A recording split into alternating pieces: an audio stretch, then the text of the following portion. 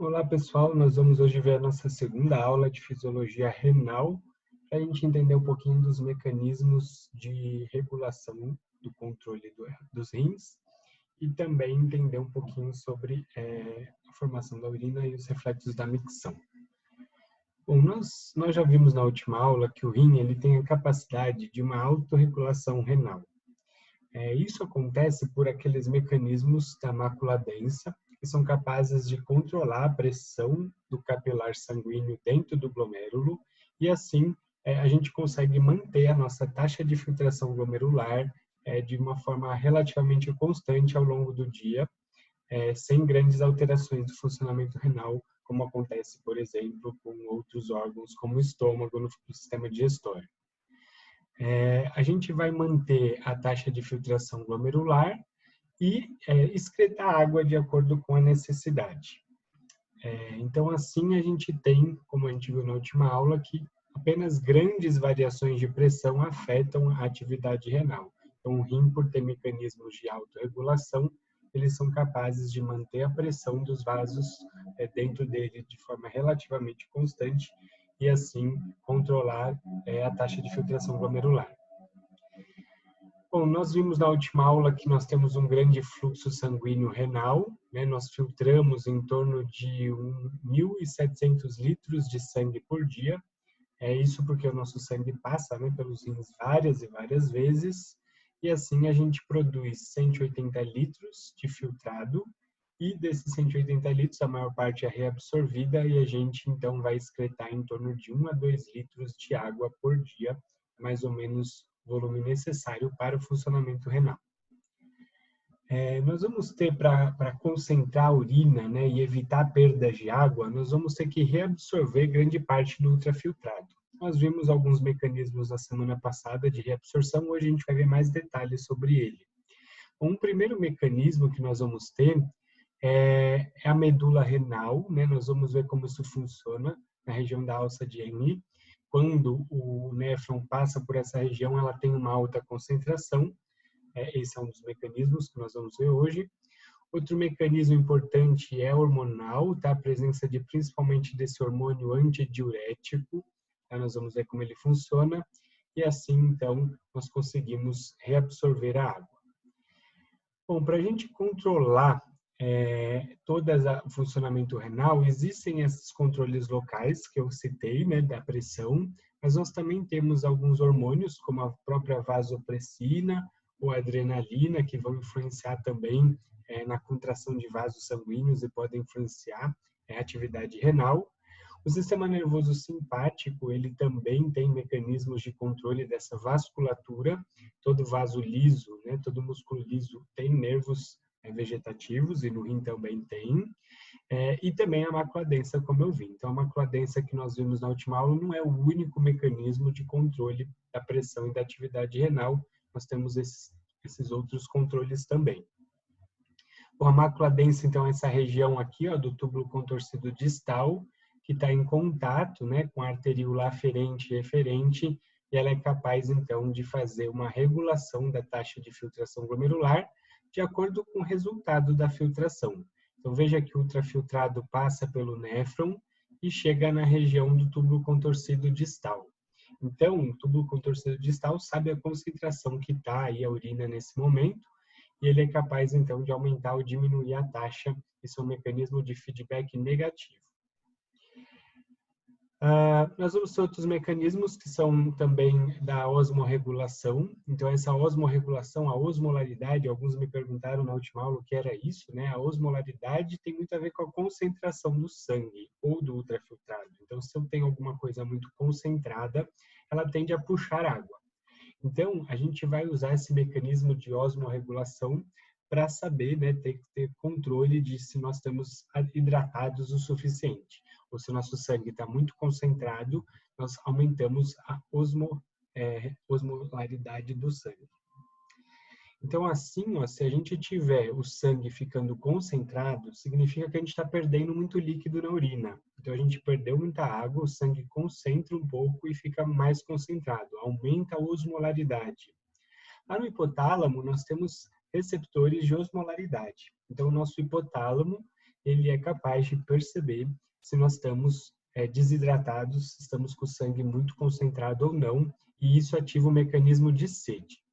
A sede é algo difícil de se explicar. Como você explicaria que você está com sede? Basicamente, você sente a boca seca e sente vontade de beber água. Você busca água.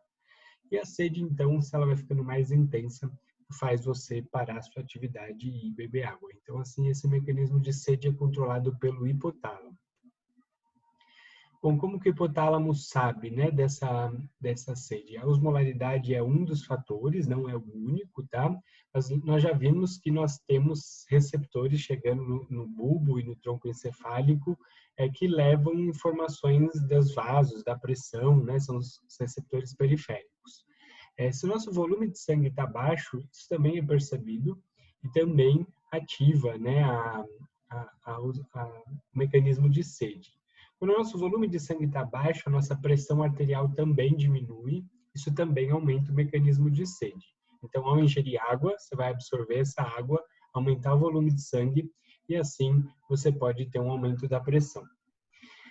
Outro hormônio que influencia aqui é a angiotensina 2, ela também vai ser importante para ativar mecanismos de sede, a gente vai ver como que ela funciona em breve. Então, nós vimos na última aula que ao longo do néfron, a gente reabsorve muitas coisas, né, entre elas a água. Então, a gente já viu as substâncias específicas que são reabsorvidas na última aula, mas hoje nós vamos dar enfoque na água. Então, a reabsorção de água é importante, senão nós acabamos desidratando e necessitando de um maior volume de água. Se a gente não reabsorvesse nada, nós íamos ter que ingerir 180 litros de água por dia para manter nosso rim funcionando. Então, a gente reabsorve a maior parte dessa água e assim, então, a gente só ingere de torno 1 a 2 litros por dia. Bom, então, aqui nessa primeira parte, a gente vai ter a maior reabsorção de NaCl.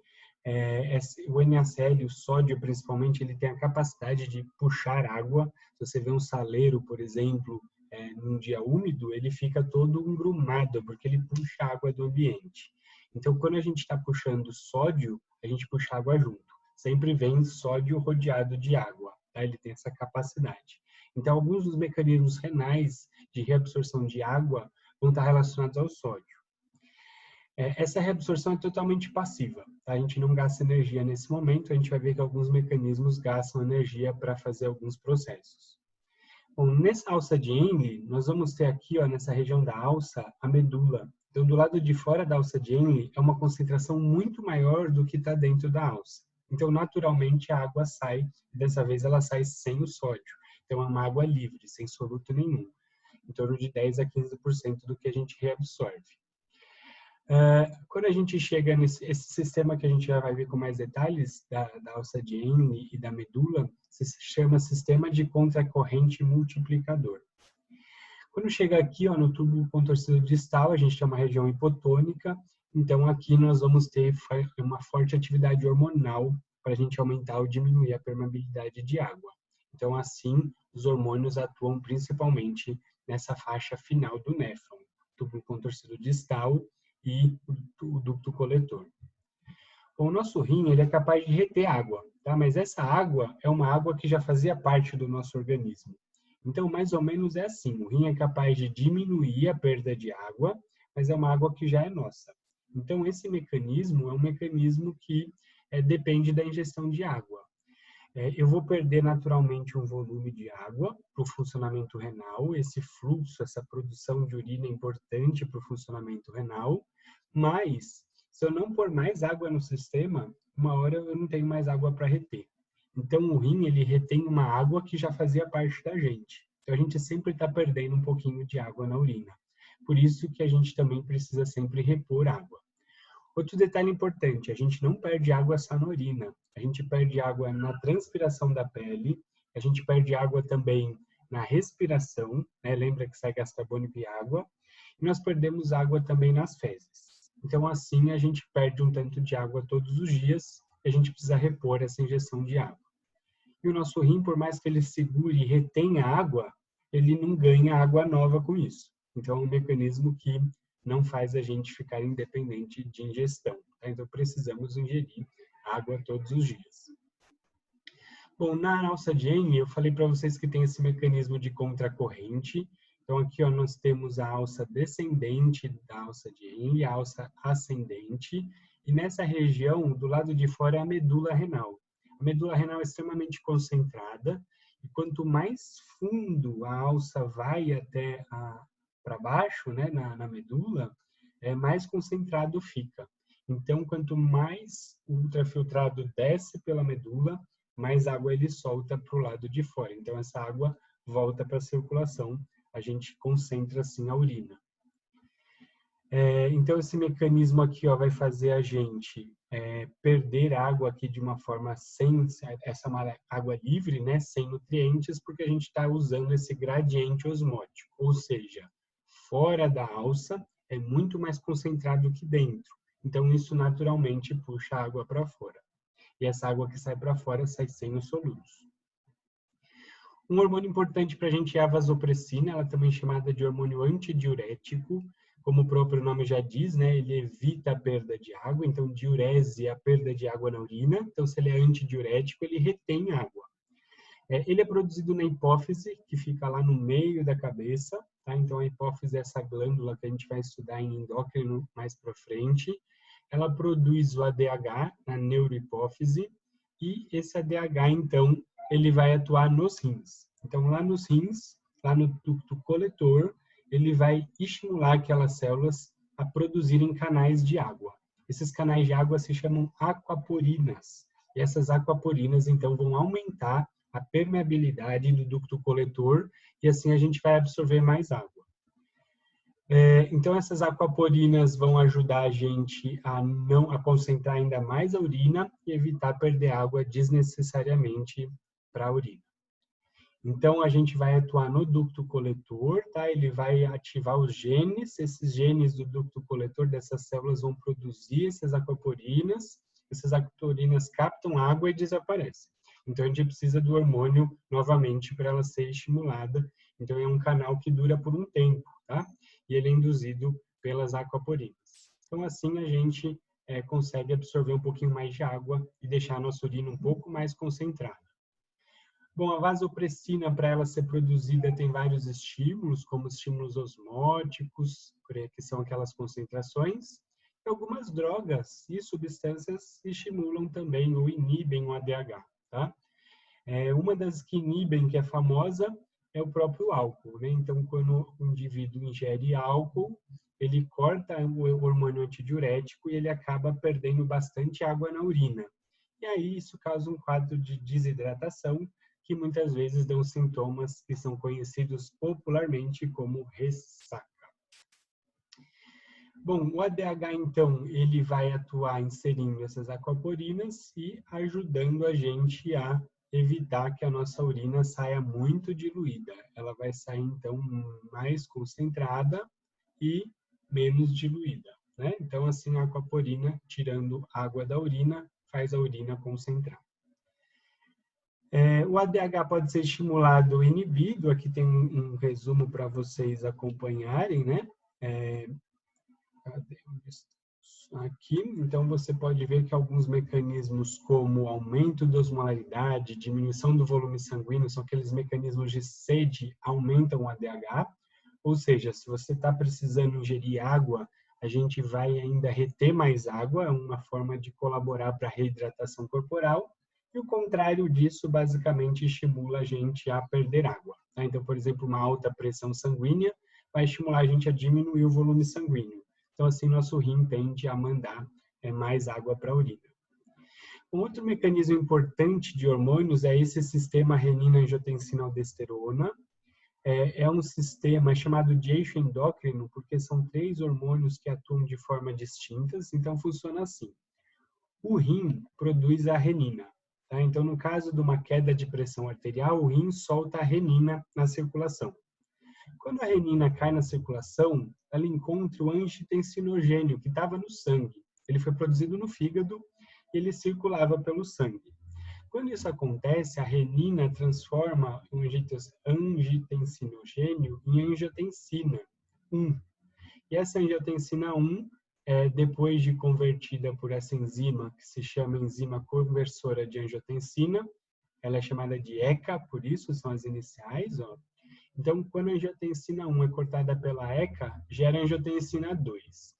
A angiotensina 2, a gente já viu que ativa a sede. Então, vai ajudar a gente a aumentar a pressão arterial por mecanismos de sede. E outra coisa que ela faz é ativar a suprarrenal. A suprarrenal é essa glândula que está acima dos rins. Ela vai produzir aldosterona. Essa aldosterona, então, vai atuar também nos rins. No caso da aldosterona, não são aqualporinas igual ao ADH. A aldosterona, ela vai fazer o rim absorver mais sódio. Quando ela absorve mais sódio, absorve mais água junto. Então, o resultado final é parecido, com a diferença que o ADH não puxava sódio junto, e a aldosterona puxa sódio junto, tá? Então, a gente vai ativar mecanismos aqui da célula do ducto coletor também, principalmente, e eles vão, então, bombear, né, sódio para dentro da célula. Quando vem o sódio, vem a água junto, já que o sódio tem esse poder de atração da água. A aldosterona é produzida, então, na glândula suprarrenal e vai atuar nos rins, né? Então, nesse mecanismo, esse sistema renina-angiotensina-aldosterona também vai ajudar a controlar a pressão arterial, como a gente já viu no sistema circulatório. A aldosterona, ela estimula a produção de genes, tá? São bombas de sódio. Então, aqui são outros canais, né? São canais que são ativos. Esses canais aqui, então, eles vão ser induzidos pela presença do hormônio. A aldosterona pode ser regulada, né, também relacionada tanto à concentração de sódio e de potássio, e também ela vai ter aí uma participação da pressão arterial, influenciando a sua secreção. Quando a aldosterona é ativada, ela ativa não só canais de sódio, mas também canais de potássio, e a bomba de sódio e potássio também, né? Então, assim, ela mexe com todo o mecanismo de sódio e potássio dessa região, mas o balanço final que ela consegue com isso é reabsorver sódio e água junto. Existem problemas clínicos que podem acontecer na secreção de aldosterona, tanto para mais quanto para menos, né? E nos dois casos a gente vai ter sintomas clínicos. A angiotensina 2, a gente já viu que ela tem importância para aumentar a reabsorção de sódio e água, e ela vai também ajudar nos mecanismos de sede. Bom, falando agora da micção, uma vez produzida a urina vai gotejando, chegando na bexiga. Então, assim, em torno de 1,5 litro de urina vão chegar na nossa bexiga todos os dias. A bexiga, ela pode aumentar ou diminuir de tamanho, desculpem, de acordo com o seu hábito cotidiano. Então, nós vamos ter indivíduos que vão se acostumar a eliminar essa urina uma vez por dia, indivíduos que vão eliminar 2, 3, 4, 5, 6 vezes por dia. Quantas vezes você urina por dia? Já pensou nisso? Então, as pessoas podem urinar mais ou menos vezes, mas elas vão ter mais ou menos o mesmo volume de urina sendo produzido todos os dias. Então, essa bexiga pode aumentar de tamanho, tá? De acordo com os seus hábitos.